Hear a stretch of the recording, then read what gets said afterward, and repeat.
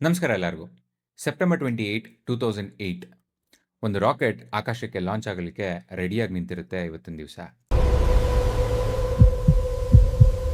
Control, perform final status check. Direct. All systems are go for launch.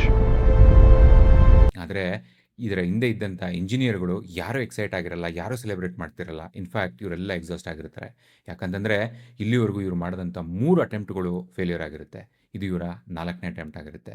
ಇದೇನಾದರೂ failure ಆದರೆ ಇವರ ಕಂಪ್ನಿನೇ ಮುಚ್ಚೋಗುತ್ತೆ. ಇಲ್ಲಿವರೆಗೂ ಮಾಡಿದಂಥ investment ಕೂಡ ಕಂಪ್ಲೀಟಾಗಿ ವೇಸ್ಟ್ ಆಗುತ್ತೆ.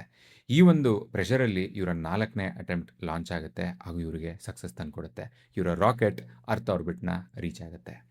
ಇದರ ಹಿಂದೆ ಇರೋ ಕಂಪನಿಯ ಹೆಸರು space X becomes first private company to launch a liquid fuel rocket in to earth orbit ಆಗಿ ಎಸ್ಟಾಬ್ಲಿಷ್ ಕೂಡ ಆಗುತ್ತೆ. ಆದರೆ ನಾನಿಲ್ಲಿ ಮಾತಾಡ್ತಾ ಇರೋದು ಸ್ಪೇಸ್ ಎಕ್ಸ್ ಕಂಪ್ನಿ ಬಗ್ಗೆ ಅಲ್ಲ, ಅದರ ಫೌಂಡರ್ನ ಬಗ್ಗೆ. ಇವರ ಪರಿಸ್ಥಿತಿ ಈ 4ನೇ ಸಕ್ಸಸ್ಫುಲ್ ಲಾಂಚ್‌ಗಿಂತ ಮುಂಚೆ ಬಹಳನೇ ಕೆಟ್ಟದಾಗಿರುತ್ತೆ. ಯಾಕಂತಂದರೆ ಇವರ 3 ಲಾಂಚ್‌ಗಳು ಫೇಲ್ಯೂರ್ ಆಗಿರುತ್ತೆ. ಸಿಕ್ಕಾಪಟ್ಟೆ ದುಡ್ಡು ಇನ್ವೆಸ್ಟ್ ಆಗಿರುತ್ತೆ. ಇದರ ಜೊತೆಗೆ ಇವರು ಮತ್ತೊಂದು ಇ-ವಿ ಬಿಸ್ನೆಸ್‌ಗೆ ಇನ್ವೆಸ್ಟ್ ಮಾಡಿರ್ತಾರೆ. ಆ ಬಿಸ್ನೆಸ್ಸು ಕೂಡ ಇವು ಒಂದು ಬ್ಯಾಂಕ್ರಪ್ಸಿ ಕಡೆಗೆ ಮೂವ್ ಆಗ್ತಿರುತ್ತೆ. ಇವರ ಪರ್ಸ್ನಲ್ ಲೈಫಲ್ಲೂ ಕೂಡ ಸಿಕ್ಕಾಪಟ್ಟೆನೇ ಪ್ರಾಬ್ಲಮ್‌ನ ಫೇಸ್ ಮಾಡ್ತಿರ್ತಾರೆ. ಈ ಥರ ಪರಿಸ್ಥಿತಿ ಬೇರೆ ಯಾವುದೇ ಫೌಂಡರ್‌ಗಳಿಗೆ ಬಂದಿದ್ರೂ ಎಷ್ಟು ದುಡ್ಡು ಇದೆಯೋ ಅಷ್ಟು ದುಡ್ಡನ್ನ ಉಳಿಸ್ಕೊಂಡು ಒಂದು ಸೇಫರ್ ಬೆಟ್ ಕಡೆಗೆ ಮೂವ್ ಆಗಲಿಕ್ಕೆ ಪ್ಲಾನ್ ಮಾಡ್ತಿದ್ರು ಅನಿಸುತ್ತೆ. ಆದರೆ ಈ ಮನುಷ್ಯ ಹಂಗೆ ಮಾಡಲಿಕ್ಕೆ ಹೋಗಲ್ಲ. ಈ ಗೋಸ್ ಆಲ್ ಇನ್. ನಾನು ಮಾತಾಡ್ತಾರ ಫೌಂಡರ್ನ ಹೆಸರು Elon Musk, the world's first trillionaire. ಬನ್ನಿ ಈ ಒಂದು ಫೌಂಡರ್ ಸ್ಟೋರಿಯಲ್ಲಿ ಎಲಾನ್ ಮಸ್ಕ್ನ ಬಗ್ಗೆ ಡೀಟೇಲ್ ಆಗಿ ತಿಳ್ಕೊಳ್ಳೋಣ.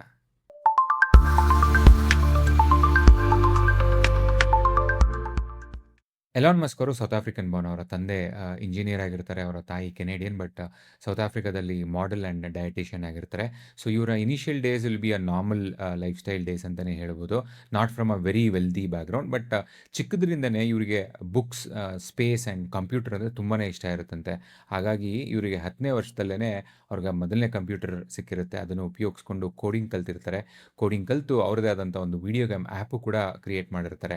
12ನೇ ವಯಸ್ಸಲ್ಲಿ ಇವರು ಆ ಆ್ಯಪ್ನ ಒಬ್ಬರಿಗೆ ಮಾರಿ ಅದರಿಂದ $500 ಕೂಡ ಅರ್ನ್ ಮಾಡಿರ್ತಾರೆ. ಸೊ ಇವ್ರು ಚಿಕ್ಕದ್ರಲ್ಲೇ ಇವ್ರು ಏನಾರ ಒಂದು ಕ್ರಿಯೇಟ್ ಮಾಡಿ ಅದನ್ನೊಬ್ರಿಗೆ ಮಾರಿ ಅದರಿಂದ ದುಡ್ಡು ಮಾಡೋ ಒಂದು ಆಸಕ್ತಿ ಇತ್ತು ಅಂತ ನಮಗೆ ನೋಡ್ಲಿಕ್ಕೆ ಸಿಗುತ್ತೆ.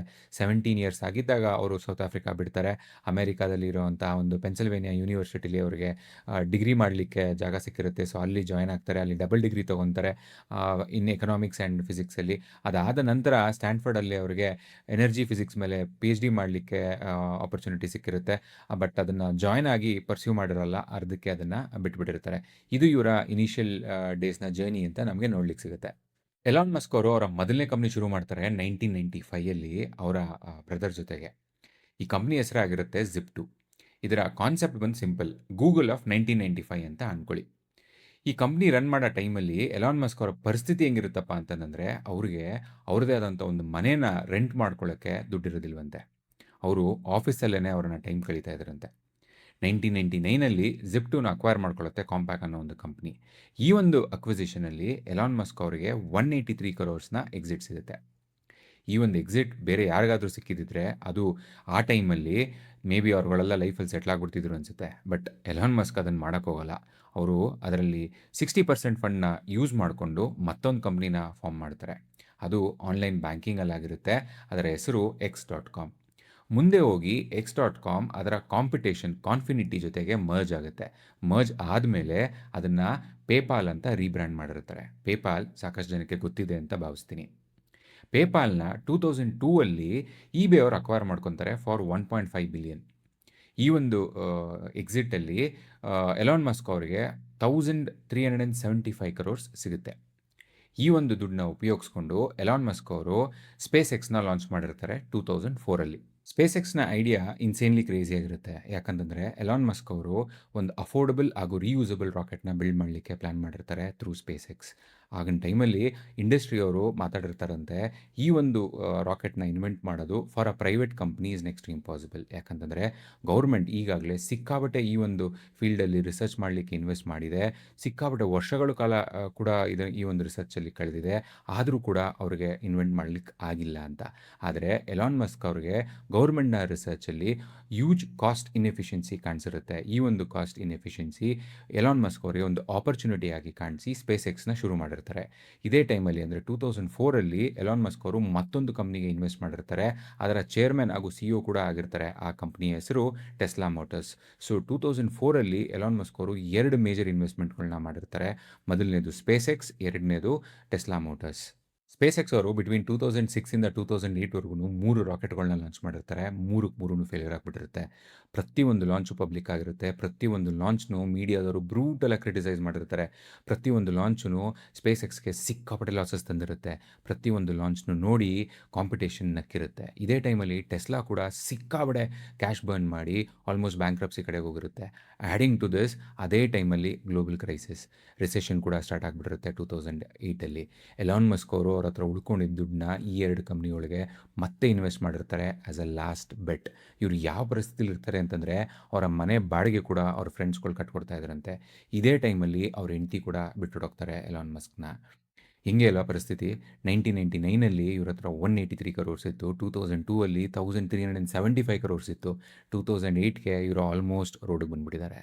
ಆದರೆ ಸೆಪ್ಟೆಂಬರ್ 28, 2008ಗೆ ಸ್ಪೇಸ್ ಎಕ್ಸ್ ಅವರು ಅವರ ಲಾಸ್ಟ್ ಅಟೆಂಪ್ಟ್ ಮಾಡ್ತಾರೆ ರಾಕೆಟ್ನ ಲಾಂಚ್ ಮಾಡೋಕ್ಕೆ. ಇದರಲ್ಲಿ ಸಕ್ಸಸ್ಫುಲ್ ಆಗಿಬಿಡ್ತಾರೆ.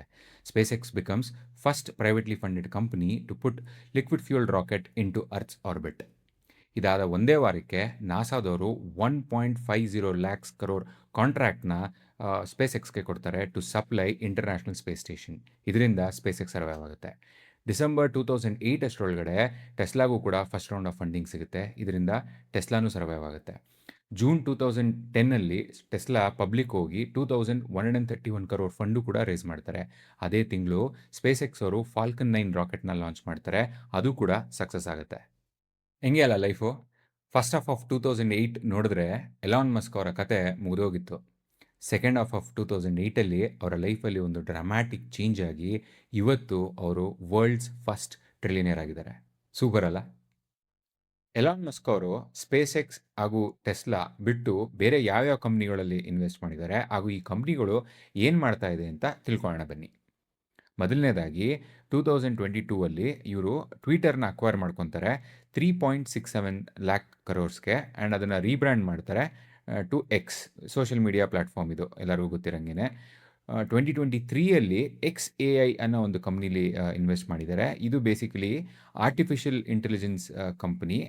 They developed Grok A I assistant. ಈ ಕಂಪ್ನಿ ವ್ಯಾಲ್ಯೂಯೇಷನ್ ಬಂದು $50 billion ಇದೆಯಂತೆ. Basically 4.71 lakh crores. 2016 ಇವರು ನ್ಯೂರಾ ಲಿಂಕ್ ಅನ್ನೋ ಒಂದು ಕಂಪ್ನಿಗೂ ಕೂಡ ಕೋಫೌಂಡರ್ ಆಗಿದ್ದಾರೆ. ಅವ್ರೇನು ಮಾಡ್ತಾ ಇದ್ದಾರಪ್ಪ ಅಂತಂದರೆ they are developing brain computing interface technology. Jan 2024 they completed first human brain chip implant ಅಂತೆ. 2016 ಮತ್ತೊಂದು ಕಂಪ್ನಿಗೆ ಇವರು ಕೋಫೌಂಡರ್ ಆಗಿದ್ದಾರೆ, ದ ಬೋರಿಂಗ್ ಕಂಪ್ನಿ ಅಂತ ಅದ್ರ ಹೆಸರು. ಬೇಸಿಕಲಿ ಇದೇನು ಮಾಡ್ತಾ ಇದೆಯಪ್ಪ ಅಂತಂದರೆ they tackle urban traffic with underground tunnel system. It has active project in loss Vegas ಅಂತೆ. ಸೊ ಈ ಒಂದು ಕಂಪ್ನಿಗಳಲ್ಲಿ ಎಲಾನ್ ಮಸ್ಕ್ ಅವರು ಇನ್ವೆಸ್ಟ್ ಮಾಡಿದ್ದಾರೆ ಅಂತ ನಮ್ಗೆ ನೋಡ್ಲಿಕ್ಕೆ ಸಿಗುತ್ತೆ. ಇವರ ರೀಸೆಂಟ್ ಅಚೀವ್ಮೆಂಟ್ ಬಗ್ಗೆ ನೋಡ್ತೀವಿ ಅಂತಂದರೆ 2024 ಸ್ಪೇಸ್ ಎಕ್ಸ್ ಅವರು ಒಂದು ಸ್ಟಾರ್ಶಿಪ್ನ ಬಿಲ್ಡ್ ಮಾಡಿದ್ದಾರೆ. ಇದು 123 ಮೀಟರ್ ಉದ್ದ ಇದೆಯಂತೆ and this is world's largest and most powerful rocket ever built ಅಂತೆ. ಇಟ್ಸ್ ಅಮೇಝಿಂಗ್ ಅಲ್ಲ. ಇವರ ಎಂಟೈರ್ ವಿಷನ್ ಇರೋದು ಹೆಂಗೆ ಅಂತಂದರೆ through Starship they want to take humans to Mars. Can you believe it? ನನಗಂತೂ ನಂಬಲಿಕ್ಕೆ ಆಗಲಿಲ್ಲ ಇದನ್ನು ಓದಿದಾಗ. ಮಿಡ್ 2025 ಅಷ್ಟರೊಳಗಡೆ ಈ ಸ್ಟಾರ್ಶಿಪ್ಪು ಮಲ್ಟಿಪಲ್ ಫ್ಲೈಟ್ಸ್ನ ಸಕ್ಸಸ್ಫುಲ್ಲಾಗಿ ಕಂಪ್ಲೀಟ್ ಮಾಡಿದೆಯಂತೆ. ಈಗ ರೀಸೆಂಟಾಗಿ ಸ್ಪೇಸ್ ಎಕ್ಸ್ ಅವರು ರೆಕಾರ್ಡ್ ಬ್ರೇಕಿಂಗ್ IPO ಇಂದ ಎಲಾನ್ ಮಸ್ಕ್ ಅವರು ವರ್ಲ್ಡ್ಸ್ ಫಸ್ಟ್ ಟ್ರಿಲಿಯನರ್ ಕೂಡ ಆದರು.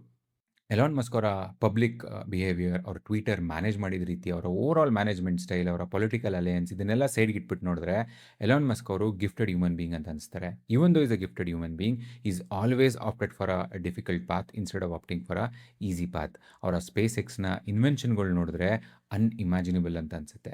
ಅದಲ್ಲದೆ ಅವರ ಕಂಪ್ನಿಗಳು ಕಂಪ್ಲೀಟ್ ಲಾಸಲ್ಲಿದ್ದು ಮುಳುಗೋಗೋ ಟೈಮಲ್ಲಿ ಇವ್ರ ಹತ್ರ ಇದ್ದಿದ್ದು ಸ್ವಲ್ಪ ದುಡ್ಡನ್ನು ಕೂಡ ಆ ಕಂಪ್ನಿಗಳಿಗೆ ಹಾಕಿ ಅದನ್ನು ಸರ್ವೈವ್ ಮಾಡ್ತಾರೆ. ಈ ಒಂದು ಕ್ಯಾರೆಕ್ಟ್ರು ಎಲ್ಲ ಫೌಂಡರ್ಗಳಿಗೂ ಬರಲ್ಲ ಅಂತ ಅನಿಸುತ್ತೆ.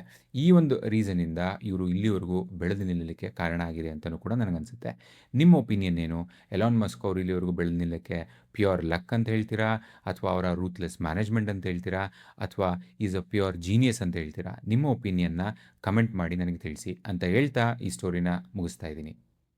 ಈ ವಿಡಿಯೋನ ನಿಮ್ಮ ಫ್ರೆಂಡ್ಸ್ ಹತ್ರ ಶೇರ್ ಮಾಡಿ, ಚಾನಲ್‌ನ ಸಬ್ಸ್ಕ್ರೈಬ್ ಮಾಡಿ. ಮುಂದಿನ ವಿಡಿಯೋದಲ್ಲಿ ಸಿಗೋಣ ಅಂತ ಹೇಳ್ತಾ ಈ ವಿಡಿಯೋನ ಮುಗಿಸ್ತಾ ಇದ್ದೀನಿ. ನಮಸ್ಕಾರ.